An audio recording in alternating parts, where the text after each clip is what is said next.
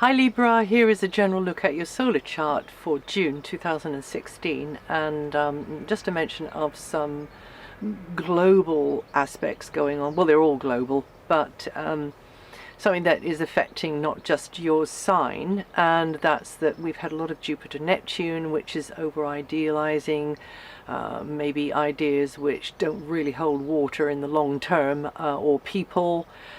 Putting people on a pedestal, or getting led up the garden path, or just chasing a dream which is unrealistic, or we don't really know it's unrealistic until Saturn comes along, but actually Saturn has just come along.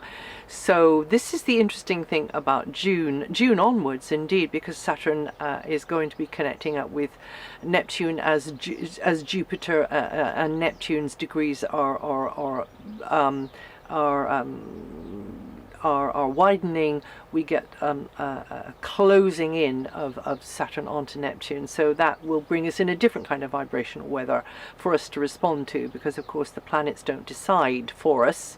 It's us who respond to that astrological weather, if you like. That's how I'm seeing it anyway.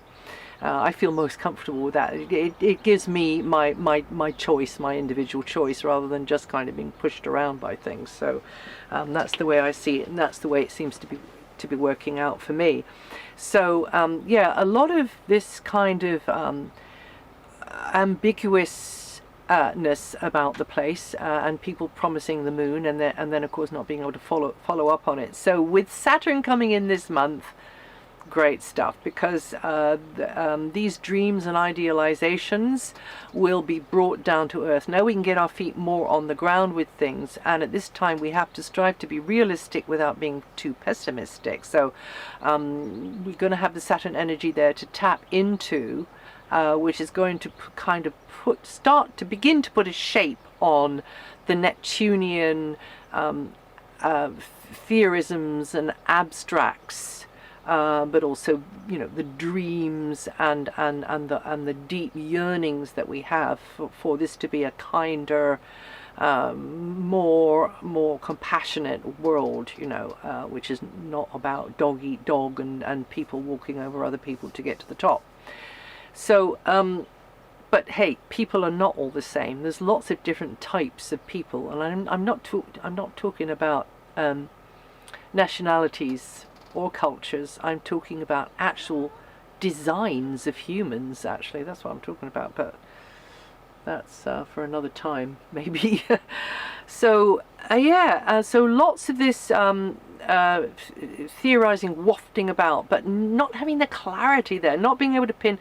Well, anyway, this month that energy is coming in to start being able to clarify, to pin things down. And of course this is just a transit I'm talking about. I can't be integrating that transit in with what's going on in your natal chart, but this is just a general transit which is in a general way affecting us all.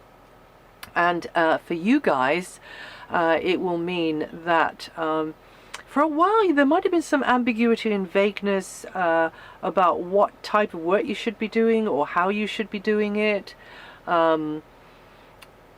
Yeah, what best expresses the you that you want to express, or if it's not like that, then if you were doing any work for a good cause, or in an artistic type of way, or in a way which serves I was going to say human need, but a kind of a need anyway, whether it's human or other, then that Neptune in that area there could be working very well for you. It might mean that somebody around you has got needs and needs support, whether it's to do with health reasons, or whether it's to do with you having to take more on in the way of everyday chores.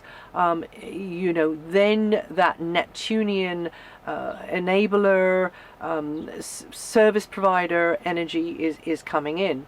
And then Jupiter, of course, is in the sign before yours, and in not too very long a time, Jupiter, this wonderful energy of Jupiter is coming into your sign. That'll be from September. So this is a time for you to, have those dreams, but and be true to those dreams, but look into the mechanics of how to get these dreams to come true. So this is for you and your sign, to realistically, bring it together and get it as a functioning whole, So no pressure there then. So anyway, this will be a period for us all indeed to be thinking along these lines, but it'll be different according to which sign we are, of course. So that's for your sign though. And this is a period where we can easily get things out of proportion, easily start worrying about things that are never going to happen, because somebody is just trying to kind of get into our heads with it all, whether that's in a good thing and it makes us fearful, or whether that's in a bad thing makes us fearful, or a good thing which kind of makes us think, oh, everything's going to be fine, if I just go with that person or this direction, either way I don't think it is going to work. It doesn't mean throwing away what's already been sloggingly achieved at this time, but also we need to see how to balance this ultimate ideal, this wish, this yearning, with how it can be ploddingly achieved at where we're at in the now on the timeline. So whether that's on a wider stage across the world with people trying to convince us to follow them for this or that or the other reason, or whether it's in your own personal life, you have to calculate where you are on the timeline. It's about timing indeed. Just another thing, Mars is going backwards at the moment, and this is not the time for a major new beginning in something. This is just if there's a major new a major new initiative or a major challenge from you or to you, it's likely kind of not really gain a huge momentum if you decide to do it and take action to do it under a Mars retrograde. If you're just driving forwards in a steady, firm way on something, I think that this would be the way to go at this time. Not a major enterprise and not a major new thing. Steadily driving forward towards goals. That would be good. Mars does go direct on the 29th of June. And then from the 29th, then it's time for a denouement or a kind of an explosion of activity, or like a major push forwards, but not until then, I would say. So some suggestions for Saturn Neptune would be, and that these two together, I think they're great actually. I mean, it's like cheese and Branston pickle, or maybe something else. Maybe it's like sort of like sweet and sour, or anyway, I don't want to waste too much time on that, but they can work really well. These two flavors can work really well according to how we use them. So this is the time to work for something which for the common good or a good cause, or through the arts, or through anything which provides a really, really good service to others, or through music, through dancing, through, like I said, the arts, connecting with nature, connecting with the higher vibrations of nature, the divas, the fairies, the angelic beings. And I love saying this, spinning, in the architecture, spinning in infinity. And they do, and they are, and they're there. So not falling into fear, not falling into pessimism, but just keeping that vibration up, just going where it feels good. Just, I know it's hard, but just having one island of common sense and clarity where you are doing something you enjoy. Not for anyone or anything, but just because you want to. And then that kind of sets a precedent, and that kind of is a kind of a little tuning fork vibration for the whole of the rest of your day. I mean, yeah, and I should do more of it myself. So in other words, this is a great time to do work with the law of attraction as well at this time. It's a great idea to do that, and work with whatever uplifts and refines you. It doesn't have to be work, it'd be relaxation. Just relax into whatever uplifts and refines you and soothes your heart and nurtures your soul. So there's that. And then other news is the first week, the energies might be down a bit, confidence might be down, or it's just more weight on your shoulders. That's how you respond to it. That's how you're feeling it. And again, that lack of clarity, there's not that thing there that gives you the facts that you want. Maybe that as well. And then at the very end of the month, at the other end, is, and that first one's probably about the first 5 days.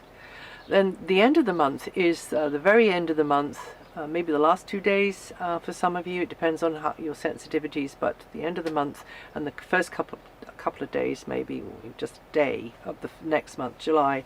There's like deeper feelings going on, a real kind of passionate connecting with another, or emotional feelings, deep feelings there going on. Maybe there's a kind of a breakthrough energy there. Maybe there is an energy which means that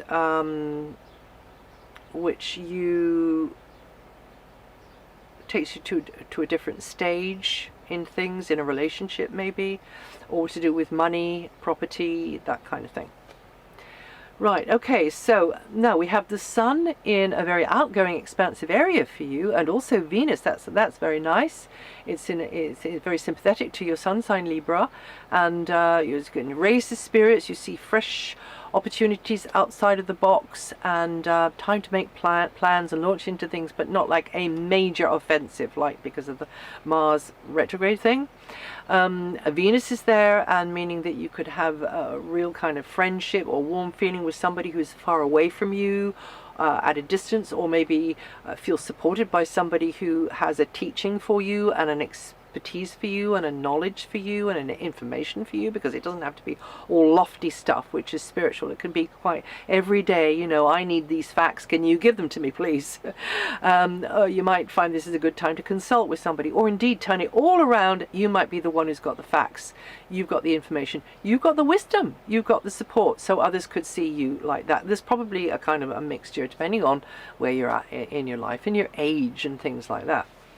But probably just more where you're at in your life, nothing to do with age really. So, and then we have Mercury in an area which is quite introspective. It can mean that you're having to be strategic, you're having to be quite sort of canny with things, maybe a bit secretive, not blurting things out with certain people. Maybe more paperwork or some rethinking related to an agreement or a contract. Could be in a negotiation type situation, could be feel a bit push me, pull you, that kind of thing. It's easier for someone to push your buttons too, so you might be feeling a bit of pressure. That's up until the 13th. And then from the 13th, Mercury is in a very different mood, and Mercury goes into the same area, very outgoing, extrovert area, where you get the space then, and that's from the 13th with Mercury. And then the Venus moves out of there on the 18th into an area which is to do with maybe officials, bureaucracy, goals in life, where you're going to in life, authority figures, that type of thing. And making the right impression on the right sort of people. And also the Sun goes in there on the 21st. It's also about parents and parenting as well. Then we get Mercury. We've dealt with Mercury. So Mars is retrograde, and that's going to be affecting those of you born in the third week or with from 22 degrees rising.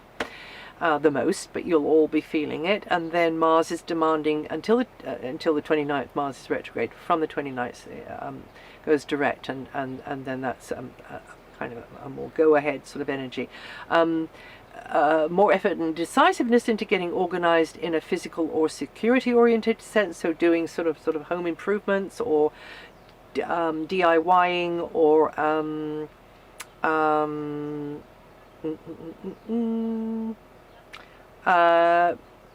making the most of what you have, whether that's outward resources like money, property, bits of kit, equipment, or your inner resources, which is your amazing beauty, your amazing abilities, whatever it is about you, and then kind of peddling that, or getting it skilled up, refining it, sharpening it up, whatever it is.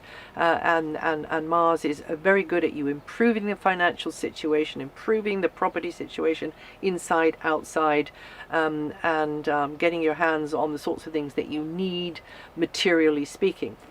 And that might not just be like bits of furniture or a car or something. It might be a certificate in something. It might be a ticket to take you somewhere, so just looking into those things.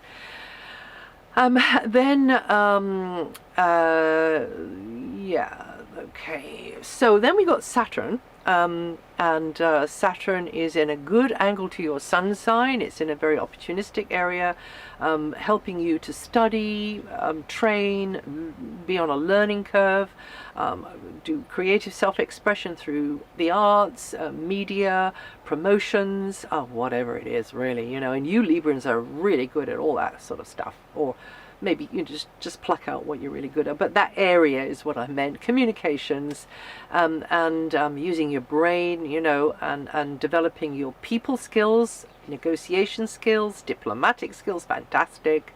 But getting over this ambiguity about, what do I deserve? What should I be doing? What is the service that I want to be giving to people? Trying to figure that out, and probably when we come out of this really time that's dominated with Neptune, you very likely will, or you'll make some steps anyway in that. If you're working in the intuitive area, by the way, with spirituality, healing, that's brilliant for this long transit of Neptune. I'm not talking about Neptune actually at the moment. I'm talking about Saturn, but I just went back to mention that.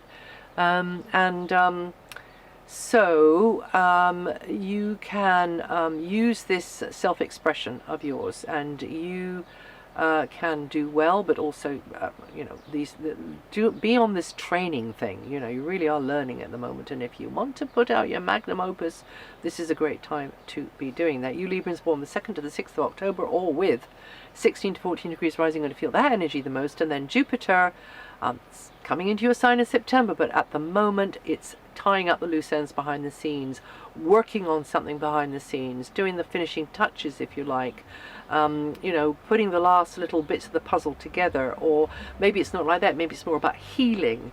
Maybe it's about your healing, somebody else's healing, nurture. Maybe it's about support. Maybe it's about support for you. Maybe it's about support for them.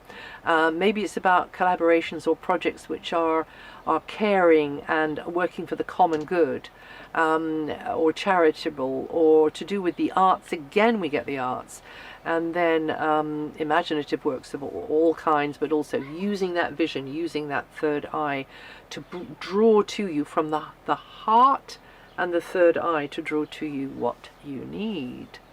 You Librans born with 13 to 18 degrees rising, going to feel that energy the most, or the 5th to the 11th of October.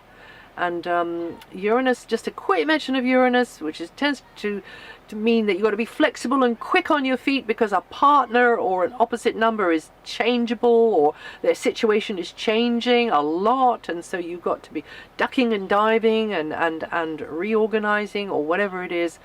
Those of you born 14th to 18th of October, or with 21 to 25 degrees rising, are going to feel that the most.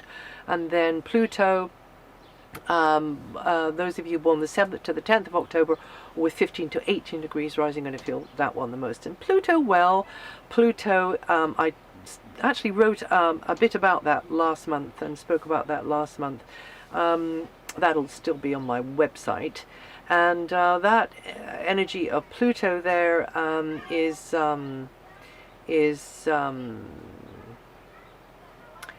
right at the foundations of your life. So deep emotional shifts going regarding family, regarding place on the map.